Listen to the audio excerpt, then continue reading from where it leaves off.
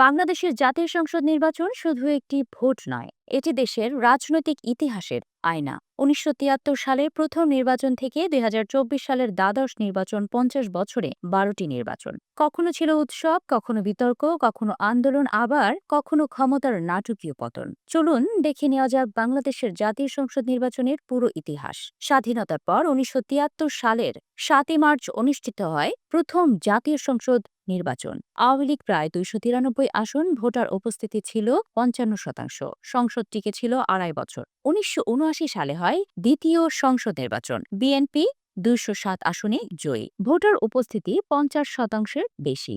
৩ বছর পর সামরিক শাসনে সংসদ ভেঙে যায়। ১৯৮৬ সালে বিএনপি ভোট বর্জন করে, সরকার গঠন করে জাতীয় পার্টি। ফের ১৯৮৮ সালের নির্বাচনও বিরোধী দল ভোট বর্জন করে। গণ আন্দোলনের মুখে ১৯৯০ সালে পতন হয় এরশাদ সরকারের। ১৯৯১ সালে গণতন্ত্রে প্রত্যাবর্তন হয়। ১৯৯১ সালের নির্বাচন বিএনপি ১৪০ আসনে জয়ী। এই সংসদে ১২তম সংশোধনী পাশ হয়। পুনঃপ্রবর্তন হয় সংসদীয় সরকার ব্যবস্থা। ১৯৯৬ সালে হয় দুই নির্বাচন। ১৯৯৬ সালের ১৫ই ফেব্রুয়ারি আওয়ামী লীগ সহ বিরোধী দল বর্জন। বিএনপি ২৭৮ আসন পায়। সংসদ টিকে মাত্র ১২ দিন।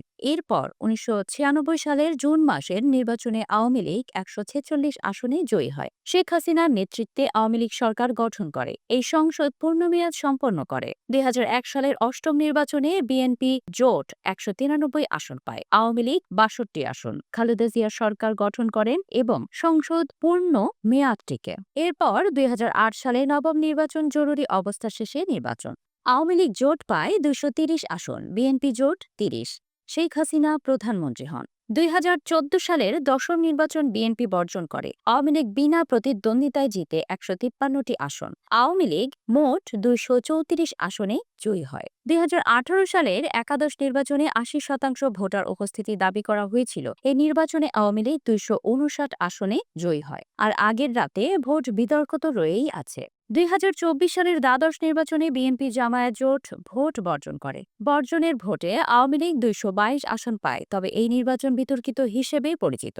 এরপর ২০২৪ সালের ৫ই আগস্ট ছাত্র জনতার অভ্যুত্থানে শেখ হাসিনা সরকারের পতন হয়। বাংলাদেশের নির্বাচন কখনো গণতন্ত্রের উৎসব, কখনো রাজনৈতিক সংঘাতের কেন্দ্রবিন্দু। ১৯৭৩ থেকে ২০২৪ সালের ক্ষমতার পালাবদল, আন্দোলন, বিতর্ক সব মিলিয়ে এটি বাংলাদেশের রাজনৈতিক ইতিহাসের অবিচ্ছেদ্য অংশ। আগামী নির্বাচন কি নতুন অধ্যায় লিখবে,